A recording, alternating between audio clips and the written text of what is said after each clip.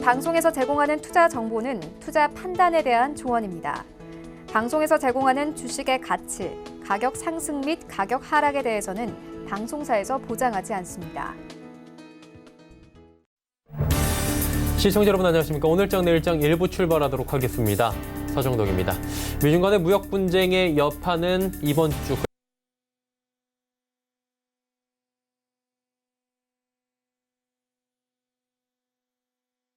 전지를 하고 있기 때문에 타협의 실마리가 잘 보이지 않고 있는 상황입니다. 그러다 보니 오늘 시장도 그대로 이어지고 있는데요.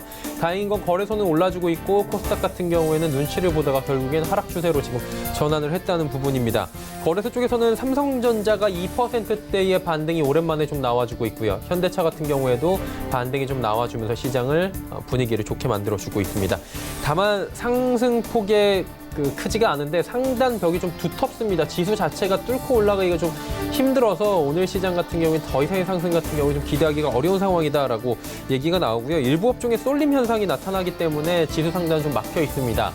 거래소는 양호한 편인데 코스닥을 좀 살펴보면 개별 종목 이슈로 오늘도 움직이고요. 전체적으로 제약바이오 업종이 거래소에서도 조정이고 코스닥에서도 조정이다 보니 어쩔 수가 없습니다. 코스닥에는 시총 상위주들부터 해서 많은 종목들이 제약바이오 업종이기 때문에 지수 자체가 현재 밀려 내려가고 있는 모습입니다.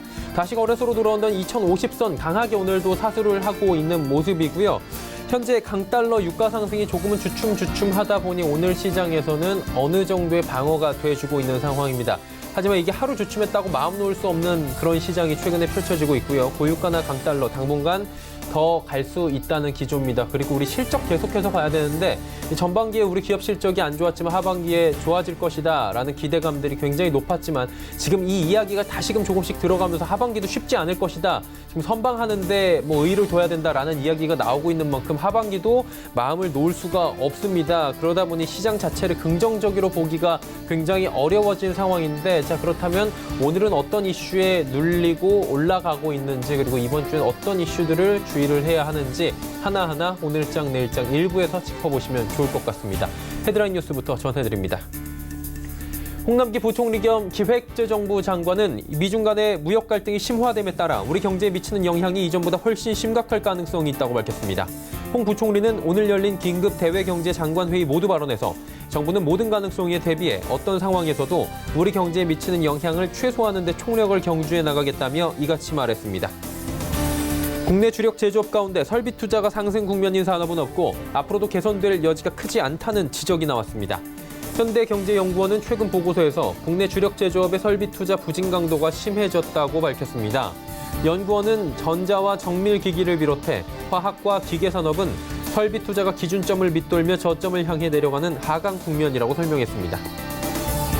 중국에서 미중 무역전쟁이 중단됐다는 허위 기사가 퍼져 관영 신화통신이 가짜뉴스라며 황급히 진화에 나섰습니다. 신화통신은 오늘 아침 일부 웹사이트에 신화통신의 최근 보도라며 중미 무역전쟁이 중단됐다는 기사가 올라왔다고 전하고 해당 기사는 오늘 것이 아니라 신화통신이 작년 5월 20일에 송부한 것이라고 해명했습니다. 미국 정부가 중국 통신장비업체 화웨이를 거래 제한 기업 명단에 올린 것과 관련해 구글이 화웨이와 하드웨어, 소프트웨어 이전이 필요한 비즈니스를 중단했다고 로이터 통신이 보도했습니다. 이번 조치에 따라 화웨이는 즉각 구글의 안드로이드 운영체계에 대한 접근을 상실할 것이라고 로이터 통신은 전했습니다. 증시 흐름 이어갑니다. 자, 코스피는 말씀드린 대로 올라가고 있습니다. 2060선 위에서 움직이는데 상승폭은 굉장히 제한적인 상황입니다. 자, 하루간의 흐름 정리합니다. 코스피 같은 경우에는 장 초반에 2075 찍고 쭉 빠지다가 다시 올라옵니다. 그리고 쭉 빠져 내려옵니다. 2060포인트대까지 밀려 내려오고요. 다시 2070포인트 수성하고 오늘 변동폭이 조금 있습니다. 2070포인트 정오 이전에 찍은 뒤에 지속적으로 지금 장중 조정 나오면서 2062, 2063선에서 움직이는데 일단 장중에 2060선 지금 수성하고 있는 모습입니다. 오늘 장 후반까지 2060 좀 지켜나가는지 지켜봐야 될 것 같습니다.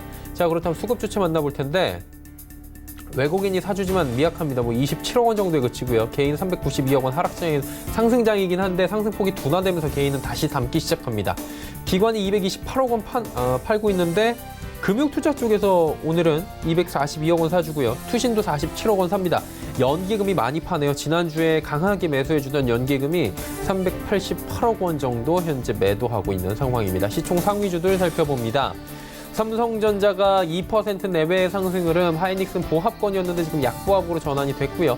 현대차가 오랜만에 3%대의 상승이 나오고 있습니다. 판매량의 SUV를 중심으로 좀 늘어나고 있다라는 이야기들이 나오고 있습니다. 자동차 업종은 바닥론이 계속해서 고개를 들고 있는 상황이고요. 셀트리온이 오늘 조정 나옵니다.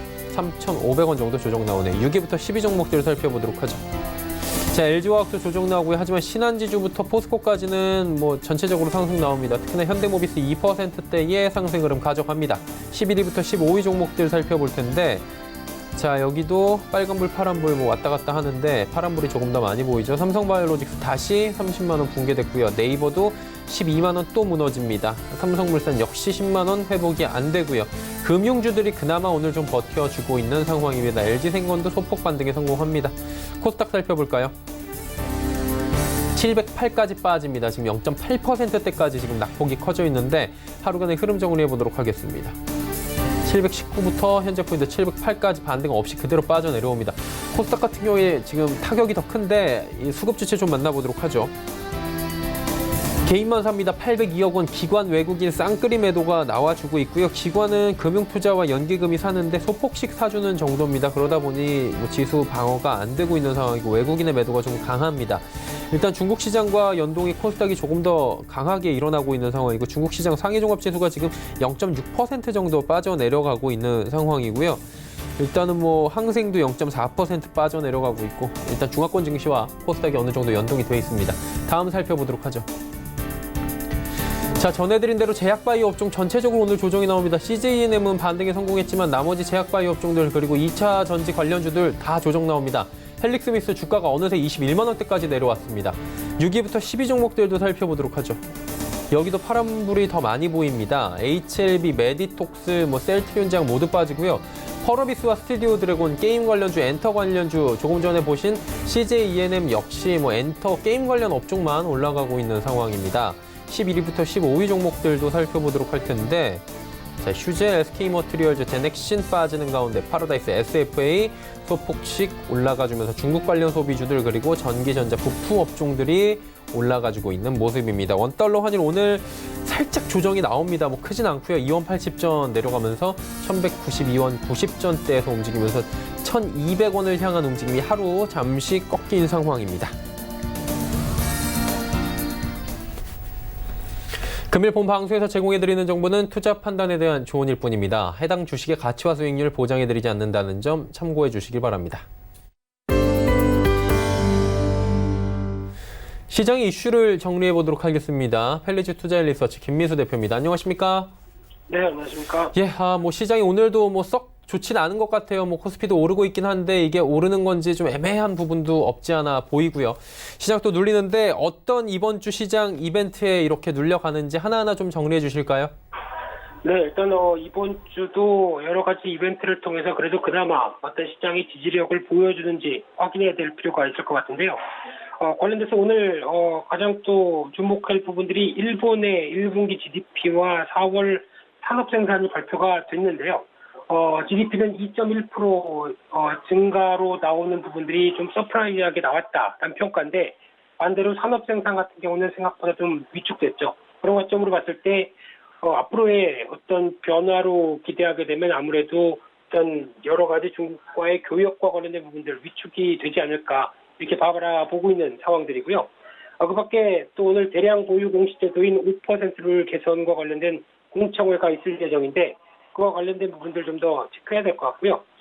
내일 5월 21일 날 화요일 날 같은 경우는 한국의 4월 생산자 물가지수가 발표가 될 예정인데 지난달에 이어서 소폭 개선 쪽으로 나오지 않을까로 바라보고 있는데 여전히 반도체 관련된 가격에 대한 부담 때문에 빠른 변화는 좀 힘들 것이다라고 보여지고 있고요.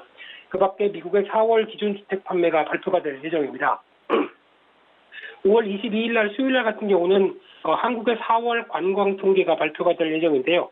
이 3월 달 통계를 보게 되면 전년 동월 대비 12% 이상 늘어날 정도로 상당히 양호하게 보여졌는데 특히 중국이 20% 이상 그리고 일본이 작년 동기 대비해서 27% 이상 증가하는 특이한 모습들을 보여주고 있는데 특히 젊은 층을 중심으로 새롭게 한류에 대한 바람이 이어지면서 30세 이하의 방한객이 증가하고 있다라는 것 쪽에서 일본 관련된 쪽의 어떤 방한 계획의 동향들 확인할 필요가 있을 것 같은데요. 그런 차원에서 봤을 때 4, 5월 달에 성수기 진입을 하면서 변화가 이어지는지 한 번 더 체크를 할 필요가 있을 것 같고요. 하지만 중국 관련된 쪽은 아무래도 위안화 약세 때문에 아무래도 영향을 받지 않느냐라는 관점들이 조금 더 우세하게 진행이 되면서 만약에 그래도 잘 발표가 된다고 한다면 연세 전부터 화장품 관련된 종목들의 변화가 뚜렷하지 않을까라는 관점 쪽에서 시장 흐름을 좀 더 체크해야 될 것 같고요. 또 하나 이날은 미국의 FOMC 의사록이 공개가 될 예정입니다. 특히 연준에서 금리 변화에 대해서 신중하겠다라고 하는 관점이 계속 보여질 걸로 기대하고 있는데 최근에 이어지고 있는 양호한 경제 지표에 대한 해석과 함께 특히 무역전쟁 여파 속에서 최근 들어서 이어지고 있는 근원 물가 지수가 계속 하향세로 자리 잡고 있죠. 그런 차원으로 봤었을 때 어떤 물가 수준에 대한 여러 가지 언급에 대한 흐름들을 확인할 필요가 있겠다라는 관점 쪽에서 조금 더 주목할 필요가 있다고 봐야 될 것 같고요.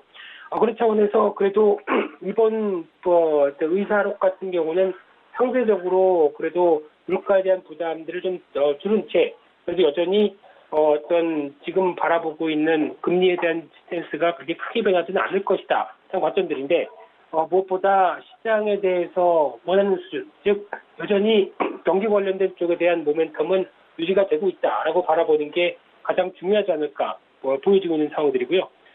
또 5월 23일 날 목요일 날 같은 경우는 또 하나 글로벌 이벤트 중에 하나 유럽 의회에 대한 의원 선거가 이어질 걸로 보여지고 있는데 26일까지 진행이 될 걸로 보여지고 있고요. 최근에 유로 지역의 실물 경기가 부진하면서 최근에 득세를 하고 있는 쪽이 반 EU 성향의 우파에 대한 부각들이 좀 더 높이 반영이 되고 있는 흐름들로 보여지고 있는데 이런 쪽으로 봤었을 때 이런 우파에 대한 의석이 포퓰리즘이죠. 확보가 되기 시작하게 되면 아무래도 앞으로에 대한 불확실성을 좀 더 야기시킨다라고 봐야 될 것 같은데 또나 이탈리아 부총리 같은 경우는 이번에 EU 재정 규약이 좀 과도하다. 그래서 존중하지 않겠다라는 발언도 하는 만큼 이런 어떤 여러 가지 여파들이 아무래도 환율 쪽에 부담을 가져올 수 있다고 봐야 될 것 같고요. 그렇게 되면은 유로화에 대한 흐름들이 약세로 자리 잡기 시작한다라고 하게 되면 아마 국내에 지금 최근에 얘기되고 있는 원화에 대한 약세 흐름들도 같이 동반적으로 이어질 수밖에 없다라는 관점적으로 봤을 때 조금 더 관심 있게 봐야 될 흐름이라고 생각되고 있고요. 그 밖에 코리아 핀테크 위크 2019로 이어질 걸로 보여지고 있는데 최근에 정부가 어떤 신금융산업과 관련된 핀테크 산업의 육성 의지가 큰 만큼 이와 관련된 종목들의 변화도 같이 이어지는지 체크할 필요가 있다고 봐야 될 것 같고요. 그 밖에 또 유로존과 관련된 5월달 제조업 PMI, 서비스 PMI가 발표가 될 예정이다 보니까 유럽 의회 선거와 함께 같이 주목해야 될 유럽 이슈로 바라보고 있고요. 5월 24일 날 금요일 날 같은 경우는 한국의 4월 무역 수지와 교육 조건 발표가 이어질 걸로 보여지고 있는데 특히 무역 수지 같은 경우는 최근 들어서 연초 좀 위축되다가 소폭 개선되는 추세로 나가고 있는 상황들인데 이런 변화가 확장세로 계속 이어질지를 좀 더 지켜볼 필요는 있는데 아직까지 기대감은 그렇게 크지는 않습니다. 그런 가운데 환율에 또한 영향을 줄 수 있는 지표다라는 관점 쪽에서 눈여겨볼 필요가 있을 거로 보여지고 있고요. 또 하나 미국의 4월 내구재 주문이 발표가 될 예정인데 지난달에 깜짝 성장으로 2.7% 성장을 발표를 했던 만큼 이번 달에도 계속 확장세가 이어지는지 조금 더 주목할 필요가 있다. 이렇게 정리해서 말씀드리겠습니다. 자, 이번 주에도 봐야 될 부분이 한두 가지가 아닌 것 같고 쉽지 않은 시장은 당연한 것 같은데 그렇다면 어렵겠지만 개괄적으로 투자 전략은 어떤 방향이 좋을지 한 말씀 들어볼까요? 네, 일단 지금 시장 기조로 봤을 때는 여전히 2130선이 이탈하면서 새롭게 하락 추세대, 즉 하향 추세에 대한 분위기가 완연하게 진행이 되고 있는 과정이고요. 그런 과정 쪽에서 하루하루 기준으로 보게 되면 아무래도 그날 좀 생각보다 다른 부분보다 좀 더 취약세가 심했다라고 하게 되면 그 다음날 오히려 갭상승으로 반전을 시도하는데 반전에 대한 흐름들이 나온 만큼 추가로 어떤 추세에 대한 강화 흐름들이 취약해 있죠. 그런 흐름들이라는 얘기는 아무래도 어떤 패턴상으로 봤을 때 효과가 강하고 그 후가 약한 전형적인 음봉 패턴으로 이어진다라는 부분들이 어떤 투자 심리에 대한 취약을 그대로 잘 말해주지 않나라고 바라봐야 될 걸로 보여지고 있고요. 그런 관점 쪽에서 가장 중요하게 이번 주도 시장의 반등에 대한 조건을 보게 되면 딱 두 가지. 첫 번째로는 수급이라고 봐야 될 것 같고요.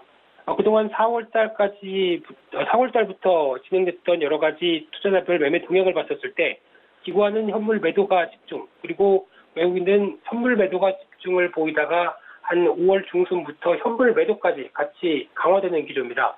이런 어떤 수급의 공백 상태에서 아무래도 시장에 대한 투자 심리를 강하게 이끌고 갈 수 있는 부분들은 변화가 좀 적다고 봐야 될 것 같고요. 따라서 적어도 외국인들이 선물에 대한 매도세를 푸는, 즉 선물 매수겠죠. 그런 어떤 기조가 확인되기 전까지는 아무래도 시장에 대한 변화들이 그렇게 강하게 어떤 추세적인 부분들로 강화시키기에는 좀 부담이다라고 봐야 될 것 같고요. 또 하나 환율 같은 경우도 여전히 1200원대 근접에서 시도하는 흐름들이 나오는 만큼 확연하게 두드러지는 원화 약세가 좀 제한되는 모습들의 모멘텀이 어디 있을 수 있을까? 이런 부분들을 확인하는 게 중요하다고 봐야 될 것 같고요. 적어도 1175원대 이하로 자리 잡지 못하는 흐름들이 변화가 나오지 못한다고 한다면 환율에 대한 부담감은 여전히 커질 수밖에 없다라고 봐야 될 것 같고요. 따라서 어떤 저점을 지금 시장에서 노리는 전략적으로 대응하기보다는 안정성이 먼저다라는 관점 쪽에서 시장에 대한 낙폭을 지금 더 이상 진행되지 않는 안정권에 대한 확인을 먼저 하는 게 중요하겠다라고 바라봐야 될 것 같고요. 그런 상황 속에서 그래도 주도적인 섹터 흐름들은 5G 관련주, 그리고 비메모리 관련된 반도체주들은 여전히 시장에서 계속 부각을 받고 있기 때문에 추세적인 흐름들 계속 확인할 필요가 있는 가운데, 또 하나 이번에 거의 마무리가 된 1분기 실적 관련돼서 실적이 양호한 종목 중심으로는 계속 기회 요인들이 없을까 찾아보는 전략들이 제일 중요하지 않을까, 그렇게 바라보고 있는 상황들입니다. 네, 알겠습니다. 일단은 뭐 저점에 대한 확신보다는 조금 안정됐을 때 시장에 대해서 다시금 접근하는 게 좋아 보인다라고 보수적인 말씀을 또 해주셨습니다. 오늘 말씀 여기까지 듣겠습니다. 고맙습니다. 네, 감사합니다. 헬리지 투자 리서치 김민수 대표와 함께했고요. 이슈 칼럼 이어갑니다.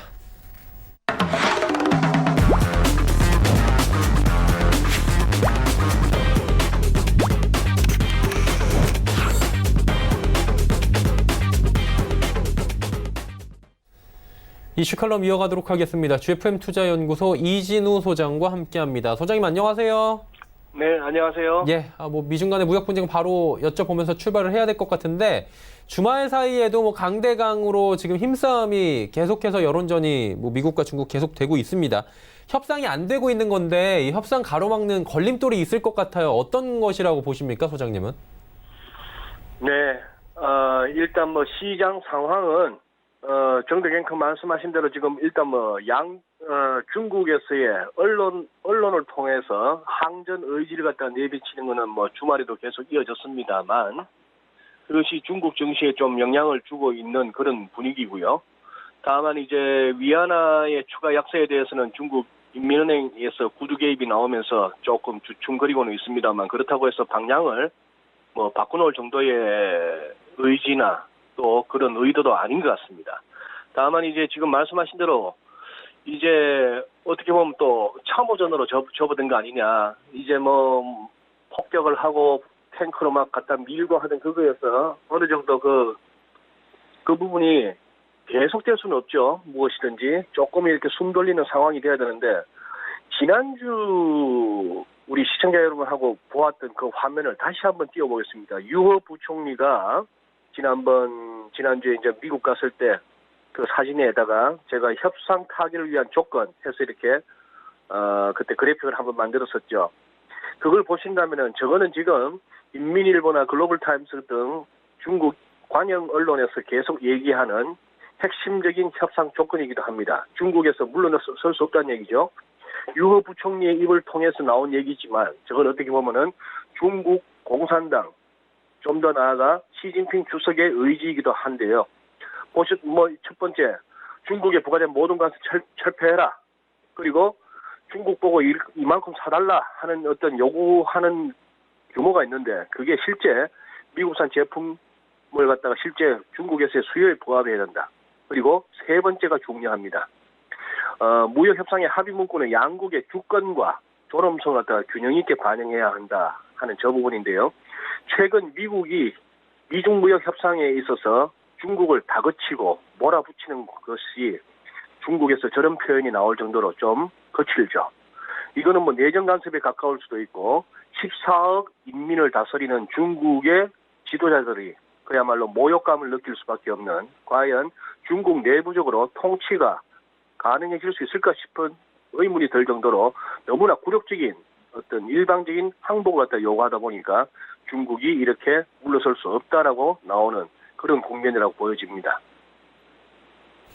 자, 이게 이쯤 되니까 굉장히 길어졌잖아요. 그러니까 뭐 별 얘기가 다 나올 수밖에 없는 상황인 거고 심리 분석까지 지금 하기에 이르렀는데 워싱턴 포스트에 따르면 트럼프 대통령은 나르시스트라고 지금 이야기가 나왔고요. 시진핑 주석은 있는 그대로 저희가 그 인용을 하자면 소시오패스라고 얘기가 좀 나온 상황이에요. 이게 굉장히 과격한 상황인데 일국의 정상들을 그것도 G2 정상을 이렇게까지 표현을 하고 있는 건데 소장님은 이 부분에 대해서 어떻게 바라보시는지 또 개인적으로 궁금하네요. 참 세상이 여기까지 갑니다. 이른바 지구상에서 제일 강력하다는 미국과 중국의 최고 지도자를 갖다가 그렇게 이제 표현하는 세상까지 왔는데요. 그 시발점은 워싱턴 포스트 기사입니다. 한번 보내주신 자료를 갖다가 한번 띄워주신다면은 이게 전 부시 행정부 시대에 경제 보장을 했던 사람이죠. 부시 대통령 옆에 저 레리 린지라고 하는 저 사람이 공화당의 의원이 하원 의원이 이렇게 뭐 마련한 그 무역 전쟁 관련한 설명회에서 저 얘기를 했다는 것이죠. 자기 얘기가 아니고 미국의 심리학자들한테서 나온 결과다라고 얘기하면서 10점 만점에 10점 나르시스타 이런 얘기고 더불어서 뭐 시진핑 소시오패스 나르시스트에 대해서는 뭐 우리 시청자 여러분께서 잘 아실 테고 소시오패스도 좀 뭐랄까요 드라마 같은 데서 우리가 자주 접하는 어떤 캐릭터죠. 자기의 이익을 위해서는 뭐 심지어 살인도 서슴지 않는 평소에는 온화하다가 뭐 이런 식의 둘 다 그런 얘기인데 글쎄요 워싱턴 포스트에서 캡처한 사진이긴 합니다만 조지 부시 대통령하고 그때 보좌관으로 있었던 레리 린지 이번에 이 기사화되게 했던 그 장본인 사진을 보더라도 저 사람들은 그러면 소시오패스나 나르시스트에서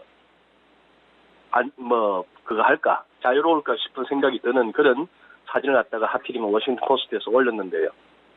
저 개인적인 견해를 물으신다면은 동서고금을 막론하고 정치 좀 한다는 사람들 그것도 유별나게 뭐 역사에 이름이 기록될 정도의 사람들이라면은 다 나르시즘과 소시오패스의 어떤 성격을 다 지니고 있는 거 아닌가 뭐 그런 생각을 한번 하게 됩니다.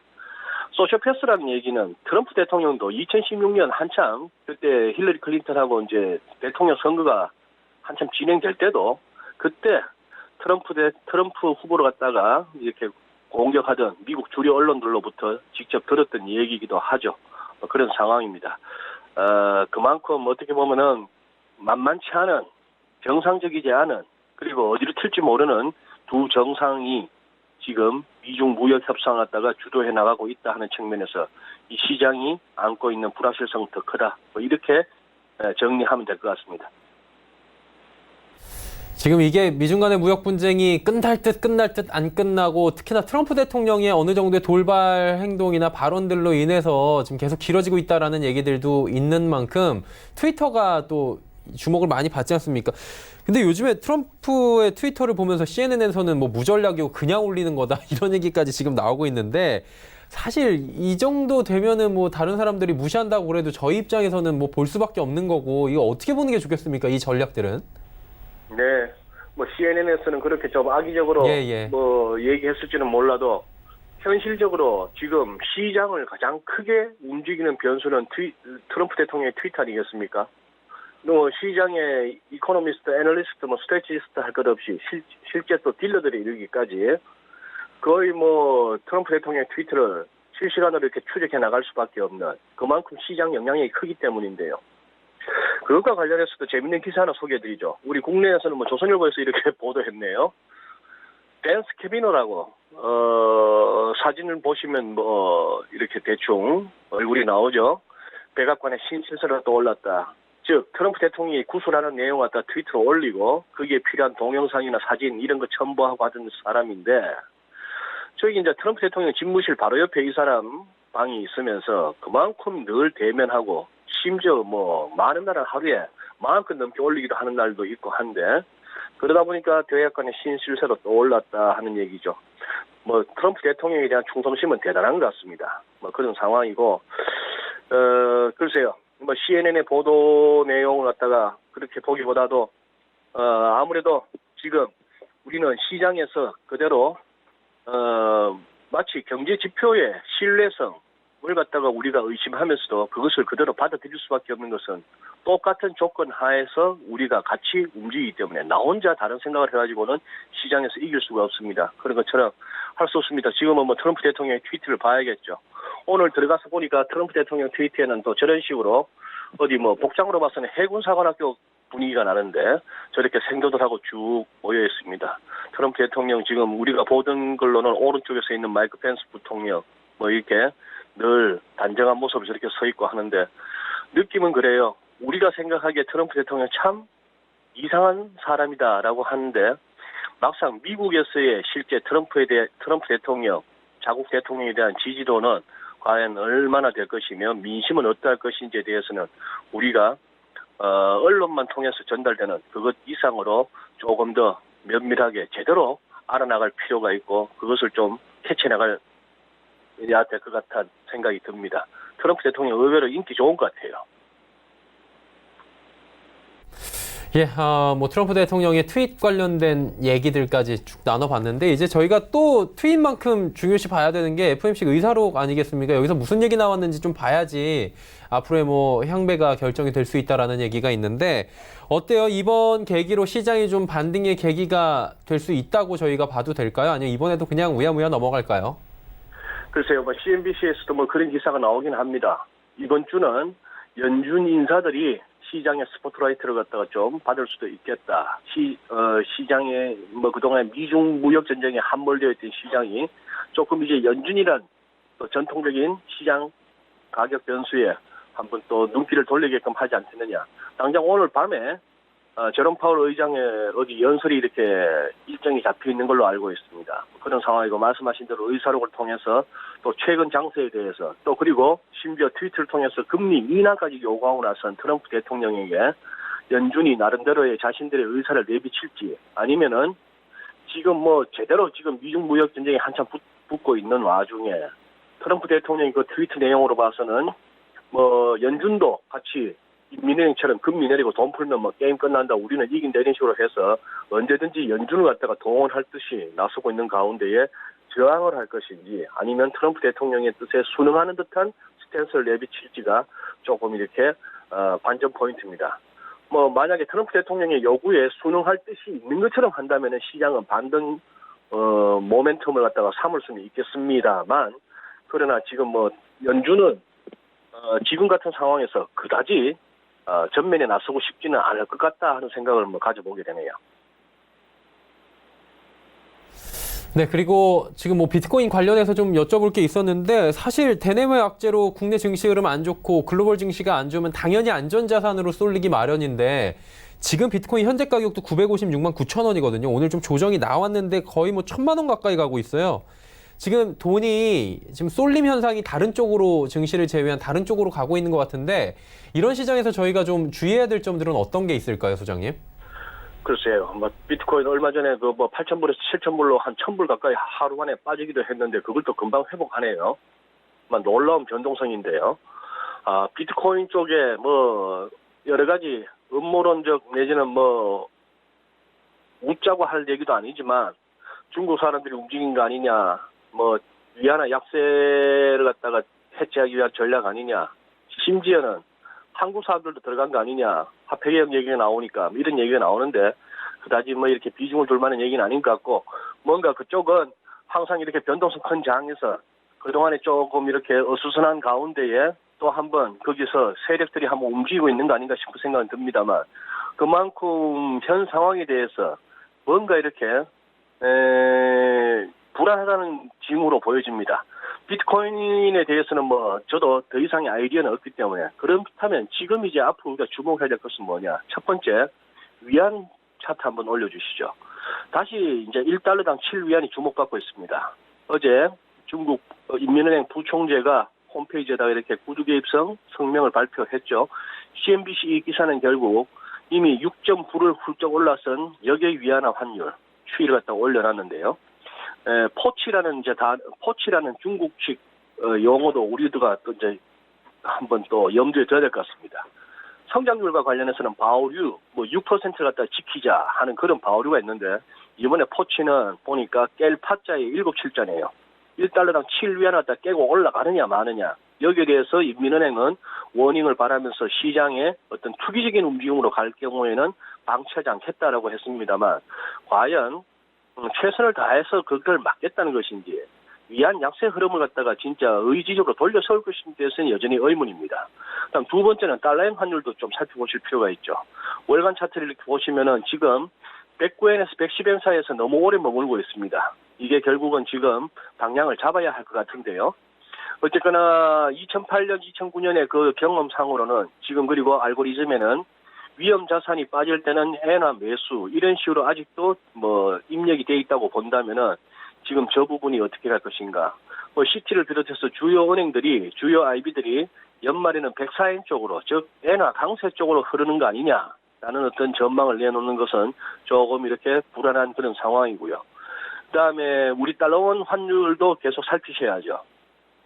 일간 차트를 보시자면은 1080원이라고 하는 중요한 저항선을 깨고 왔던 2018년도의 그 갭 흐름에 이어서 이번에 4월 25일 날 있었던 우리 1분기 GDP 발표, 그리고 5월 5일 날 트럼프 대통령의 트위트, 그리고 5월 4일과 9일에 두 번에 걸쳐서 있었던 북한의 미사일 발사, 이런 것들로 인해 가지고 지금 치솟고 있는 달러 환율이 단기 과매도 양상을 보이고는 있습니다만, 이것이 어지간해서는 1190원 아래로 잘 밀리지 않는다는 이 부분에 주목하고자 합니다. 그래서 여전히 시장에서는 1200원 내지는 그 이상까지도 노리고 있는 세력들이 많고, 또 서울 외환시장의 수급 상황이 그렇게 환율에 급격한 하락 안정세를 갖다 이끌어낼 만큼 달러가 풍부하지는 않구나 하는 걸 느끼게 되는데요. 여기서 이제 이 세 가지, 달러 위안 환율이 7위안을 갖다 결국 돌파하는가? 그래서 우리 달러원 환율도 1200원대에 안착을 하게 되는가? 달러엔 환율은 아래쪽으로, 즉 엔화 강세 쪽으로 흘러내릴 것인가? 이 부분이 우리 주식하시는 분들에게는 경계해야 할 현상입니다. 자, 그럼 소장님 간단하게 그냥 이 부분은 조금 소장님이 환에 워낙에 또 유명하시니까 여쭤보는 게, 지난 시간에 1200원에 안착을 만약에 하게 되고 그 부분이 조금 고착화가 된다면 이건 세력 문제가 아니라 어느 정도의 지금 스탠스 문제다라고 말씀을 해주신 게 기억이 나는데, 1200원 당장 이번 주 얘기하는 사람들도 있더라고요. 소장님 개인적으로는 어떠신지 좀 궁금하네요. 글쎄요. 우리가 먼저 1200원을 갖다가 올라갈 것 같지는 않습니다. 우리 코스피 한번 띄워주시죠. 제가 보내드리는 코스피 차트. 지금 어느 정도 시장에서 나오는 얘기는 그래도 2050, 아래쪽 2050 코스피 기준으로요. 그리고 위로는 2250, 이 안에서 금년에 움직여주면 제일 좋겠다 하는 정도의 전망이 이렇게 나오고 있습니다. 제가 생각해도 그게 베스트 시나리오입니다. 2050은 지켜지고, 그래서 2250까지 다시 한번 또 노려보는. 만약에 2050이 먼저 깨진다면은 달러 환율은 1200원을 갖다 돌파한다고 생각합니다. 그렇게 보여지고요. 코스닥도 이렇게 보니까, 코스닥도 위클리 차트로 이렇게, 그것도 일목균형표를 한번 살펴보는데요. 저 두터운 구름대, 그리고 고점에서 이렇게 우하향하고 있는 하락 추세선의 저항, 이런 걸 볼 것 같으면은 코스닥 내에서 이렇게 업종별, 종목별로 지금 등락이 시비가 걸리고 있습니다만, 지수 자체는 굉장히 앞으로 갈 길이 험난하구나. 그리고 잘못하면은 저 아래쪽 끄어지어 있는 빨간색 실선, 저기까지의 추가 하락 조정 가능성도 염두에 둬야 되겠다는 생각을 하게 됩니다. 위클리 차트에서 MACD 오실레이터가 마이너스 영역으로 접어들기 시작하는 저 모습이 저로서는 조금 찝찝한 그런 상황입니다. 알겠습니다. 일단은 2050선을 먼저 깨고 내려간 뒤에 환율이 움직일지 이거는 선행적인 후행적일지 모르겠지만 2050선 저희가 잘 한번 이번 주에 지켜보도록 하겠습니다. 소장님 오늘 말씀 여기까지 듣겠습니다. 고맙습니다. 예, 감사합니다. GFM투자연구소 이진우 소장과 이야기 나눠봤습니다. 지금 지수가 양시장 모두 파란불로 전환이 됐다가 빨간불로 올라왔다가 하는 상황이고요. 코스피 보합권까지 다시 내려왔습니다. 시장 상황이 좋지 못한데요. 2부에서는 좋지 못한 시장 상황이지만 두 분의 전문가와 함께 다양한 종목 짚어보고 종목 상담까지 이어가 보도록 하겠습니다. 2부도 함께해 주시길 바랍니다. 고맙습니다.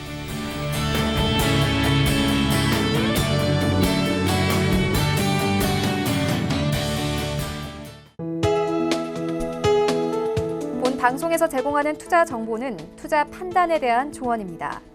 방송에서 제공하는 주식의 가치, 가격 상승 및 가격 하락에 대해서는 방송사에서 보장하지 않습니다.